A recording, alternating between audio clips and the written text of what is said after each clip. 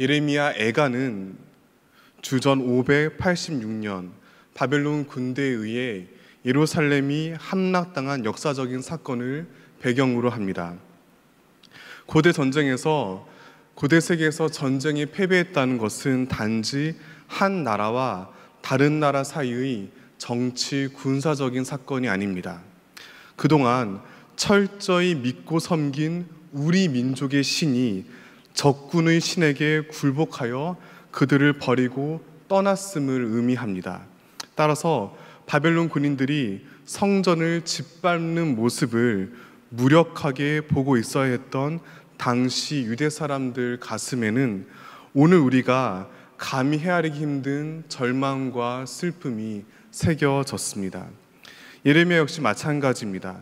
예언자로서의 사명을 감당하긴 했지만 그 역시 도무지 이해하기 어려운 민족의 시련 앞에 하나님의 뜻을 연거푸 되물을 수밖에 없었습니다.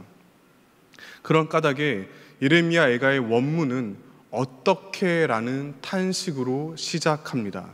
그러면서 예언자는 자신의 울분과 원망을 주님께 거침없이 토로하였습니다. 예레미야는 자신이 겪은 처참한 고통을 본문 19절과 20절에 쓴쑥, 쓸개즙이라는 미각적인 단어를 통해 표현합니다. 마치 혀끝을 강력히 자극하고 좀처럼 뇌리에서 떠나지 않은 쓴맛처럼 그 고통은 도무지 잊을 수 없는 기억이라고 말합니다. 따라서 마음 깊이 밀어닥친 우울함으로 떨림과 좌절을 그는 경험하였습니다. 확신하기는 이 자리에 계신 모든 분들이 예언자의 탄식을 충분히 공감하실 겁니다.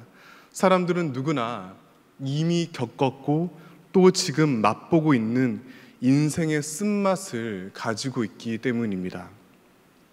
삶은 고통이고 고통은 현실입니다. 불행히도 세상은 낙원이 아닙니다. 사람들은 천사가 아닙니다. 따라서 지나친 비관론이 건강하지 못하듯이 무모한 낙관론 또한 바람직하지 못합니다. 그러니 제발 아무런 상처받지 않은 것처럼, 전혀 힘들지 않은 것처럼 스스로 속이지 않길 바랍니다. 여러분을 끊임없이 괴롭히는 그 모든 시련과 똑바로 마주 보아야 합니다. 정직하게 충분히 아파하고 분노해야 합니다. 그래야만 우리를 덮쳐온 그 모든 문제들을 헤치고 나갈 수 있는 길이 비로소 열리기 때문입니다. 그런데 여기서 우리가 놓치지 말아야 할 중요한 사실이 있습니다. 바로 예언자의 탄식은 자기 자신만이 아닌 민족과 열방을 향해 열려 있다는 사실입니다. 즉 예레미야는 단순히 사적인 몰락과 실패 때문에 슬피 울지 않았습니다. 비록 그가 흘린 눈물은 한 사람의 여인 뺨을 타고 흘러내렸지만 그의 눈물의 깊이와 넓이는 유다와 바벨론과 서아시아와 온 세상을 아울렀습니다. 개인의 아픔은 분명 고유한 영역이기 때문에 충분히 존중받아야 합니다. 특히나 다른 사람들이 겪는 괴로움에 대해 함부로 판단하거나 가르치려 들어서는 안 됩니다. 그러나 자기의 힘겨운 처지에만 집착하여 주위의 고통에 무관심한 것 또한 옳지 않습니다. 소통과 공감 없이 오로지 나의 손해와 억울함에만 골몰하는 사람에게는 하나님께서 일하실 공간이 존재하지 않습니다. 그 대신 자신이 겪었던 힘겨운 시간을 통해 이웃의 아픔에 더욱 눈길을 돌려야 합니다. 또한 오늘날 대한민국과 세계 곳곳에서 들려오는 울부짖음에 귀를 기울여야 합니다. 특히나 우리는 지금 코로나19와 기후위기로 말미암아 전 지구적인 재앙을 겪고 있습니다. 영화 속에서 보던 암울한 미래를 현재로 살아가고 있습니다. 언제 끝날지 기약할 수 없는 숱한 문제들과 함께 일상을 보내고 있습니다. 이런 상황 속에서 나의 손해만 계산하지 말아야 합니다. 재난에 더욱더 취약한 가난하고 소외된 이웃들과 함께 아파하고 눈물 흘려야 합니다. 파괴되는 생태계와 함께 신음하며 주님의 창조 세계가 다시금 아름답게 회복되도록 최선을 다해야 합니다. 이것이 바로 고통과 절망을 대하는 그리스도인의 올바른 태도입니다. 그런데 예레미야는 이와 같은 깊고 깊은 절망의 중심에서 전혀 뜻밖의 은혜를 깨달았습니다. 본문 21절에서 23절을 화면 보시면서 세 번역 성경으로 다 함께 읽겠습니다. 그러나 마음속으로 곰곰이 생각하며 오히려 희망을 가지는 것은 주님의 한결같은 사랑이 다함이 없고 그 긍휼이 끝이 없기 때문이다. 주님의 사랑과 긍휼이 아침마다 새롭고 주님의 신실이 큽니다. 예레미야는 절망과 직면하며 처참하게 몸부림쳤습니다. 그런데 놀랍게도 고통스러운 현실과는 전혀 다른 은혜를 내면 깊은 곳에서부터 느꼈습니다. 그것은 바로 희망입니다. 어떻게 이것이 가능할까요? 우리의 이성은 이러한 희망을 쉽게 받아들이지 못합니다. 그리고 그러한 이성의 저항은 지극히 타당합니다. 만약 여러분이라면 미래를 위해 계획하는 모든 일들이 전부 실패하고 날마다 힘겨운 일들만 계속 이어지는 상황 속에서도 무모하게 희망을 말할 수 있겠습니까? 코로나 블루를 한순간에 떨쳐버리고 장밋빛 미래를 쉽게 그릴 수 있겠습니까? 막연히 그래야만 할 것 같은 학습된 강박을 내려놓고 자신의 무능과 어두운 현실을 직면할 때 그것은 결코 쉬운 일이 아닙니다. 하지만 그럼에도 예언자는 숱한 절망 가운데 놀라운 희망을 가슴에 품게 되었습니다. 혹독한 불행 한 복판에서 매일 아침마다 새롭게 찾아오시는 주님의 한결같은 사랑과 끝없는 긍휼을 발견했기 때문입니다. 이것은 그가 흔히 말하는 굉장히 독실한 믿음을 철두철미하게 지켜서가 아닙니다. 소위 긍정의 힘을 굳게 붙잡아서도 아닙니다. 오히려 예언자 예레미야는 모범적이고 얌전한 신앙의 모습과는 거리가 멉니다. 그의 삶에는 눈물의 예언자라는 별명처럼 절규하며 흐느끼는 솔직한 원망과 분노로 가득합니다.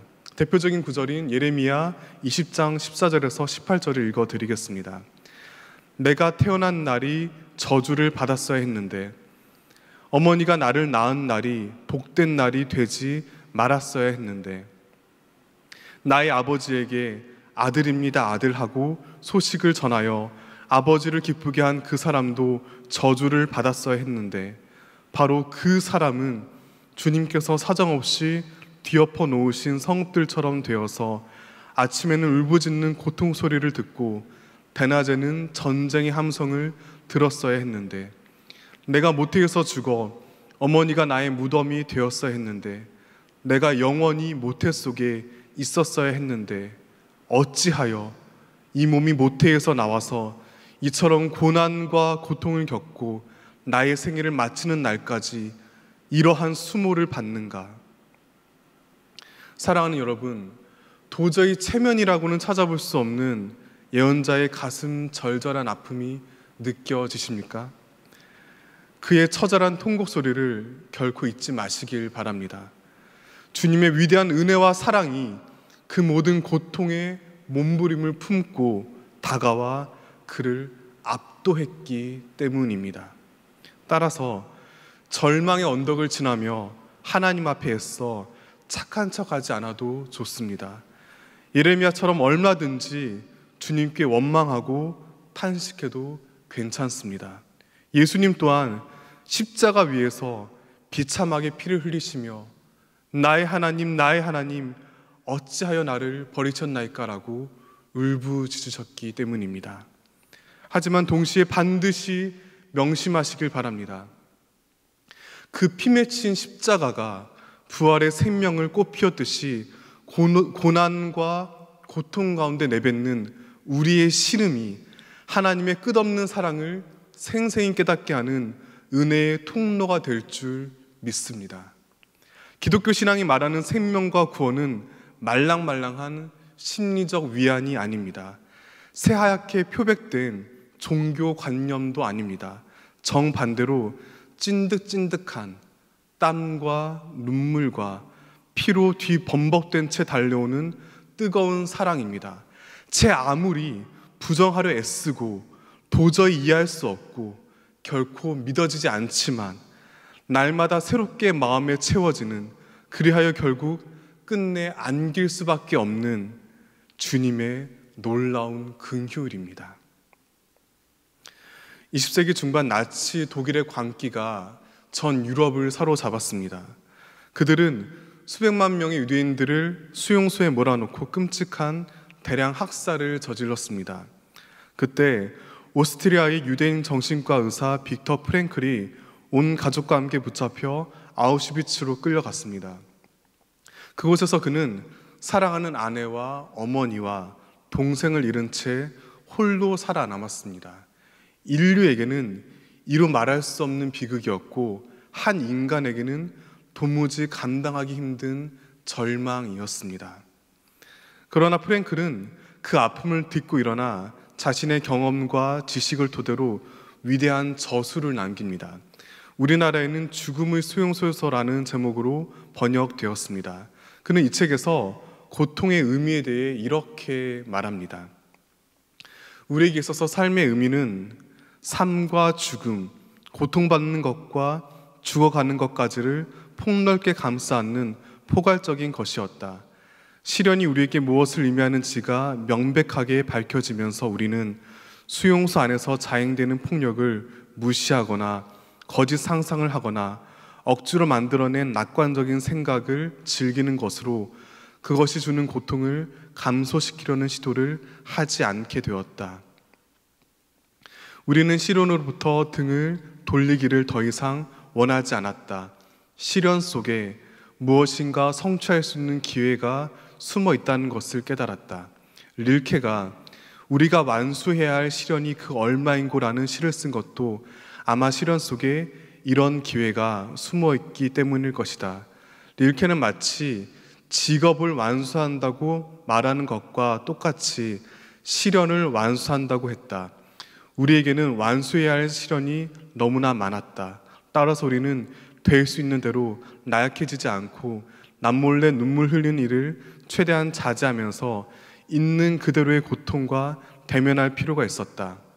그렇다고 눈물 흘리는 것을 부끄러워할 필요는 없었다. 왜냐하면 눈물은 그 사람이 엄청난 용기, 즉 시련을 받아들일 용기를 가지고 있다는 것을 의미하기 때문이다. 사랑하는 포항제일교회 성도 여러분, 우리의 삶 가운데 시련은 피해갈 수 없습니다. 그것은 인간이 살아있는 존재로서 지니는 숙명이자 소명입니다. 그렇기 때문에 절망을 관통하는 내면의 시력을 키워야 합니다. 고통의 의미를 헤아리는 영혼의 깊이를 가져야 합니다. 시련과 직면하여 그것을 완수해가는 용기를 품어야 합니다. 신실하신 주님께서 그런 연약한 우리를 사랑하시고 구원하십니다. 그렇기에 그 모든 좌절과 실패는 우리를 진실로 살리고 새롭게 하는 구원의 과정임을 반드시 믿으시기를 진심으로 소망합니다. 따라서 문제로부터 도망치지 말아야 합니다.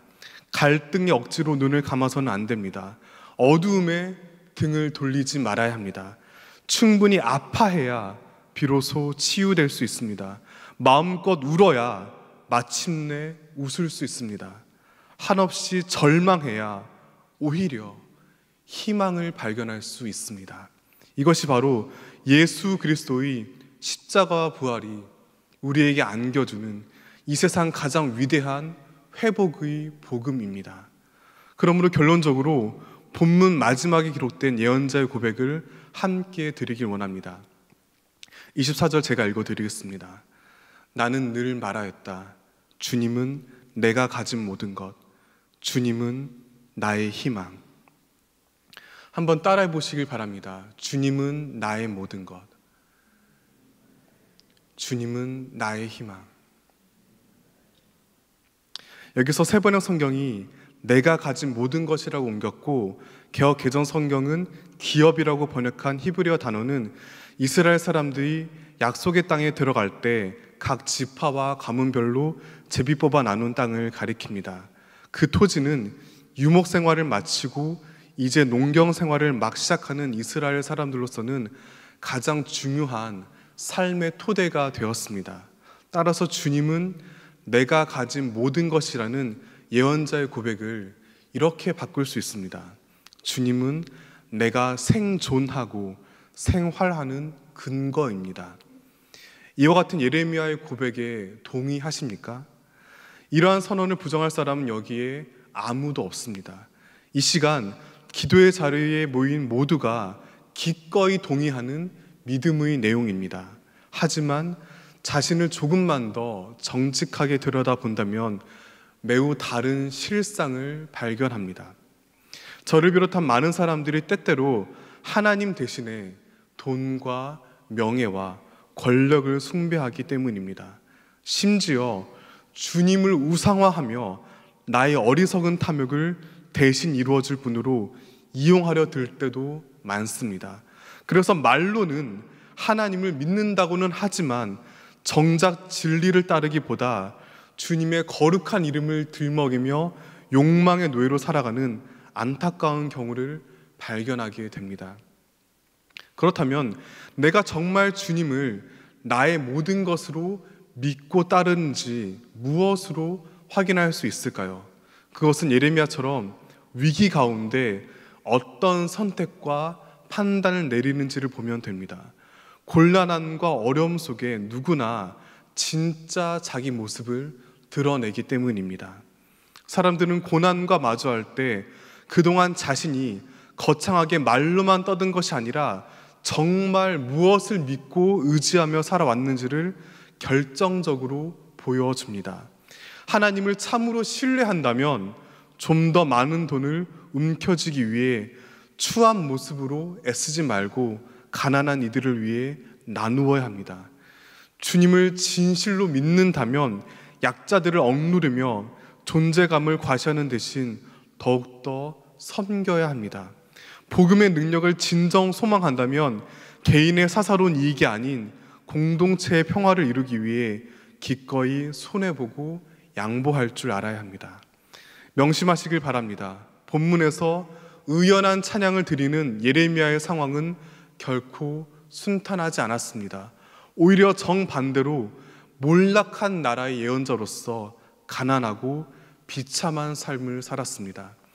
하지만 그는 지극히 절망적인 상황 속에서 진실로 자신을 참으로 풍요롭게 하며 희망을 주는 분은 오직 하나님이시라고 외쳤습니다. 그리고 그 말씀을 통해 공동체를 위로하고 격려하였습니다. 부디 거듭 바라기는 이와 같은 고백이 저와 여러분의 입술에도 계속 이어지길 원합니다. 언제 어디서나 하나님 나라를 꿈꾸며 살아가시길 바랍니다. 그러나 사실 이렇게 말씀드리면서도 제 마음은 한없이 무겁기만 합니다.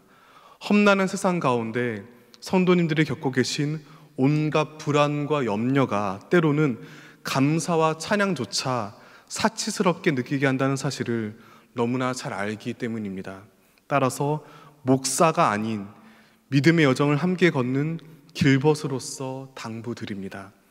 온 몸으로 현실을 치열하게 살아내며 진리를 외친 예언자와 예수님의 삶과 말씀에 의지하여 간곡히 권면합니다. 그 어떤 절망 속에서도 오히려 희망을 품으시길 바랍니다. 우리보다 앞서 우리와 함께 고난당하신 신실하신 주님께서 도저히 거부할 수 없는 사랑과 긍휼을 날마다 가득히 안겨주시기 때문입니다. 그러므로 고난에 맞서 하나님만이 진정 나의 모든 것이요 희망임을 항상 고백하며 살아가는 모두가 되기를 진심으로 축원합니다.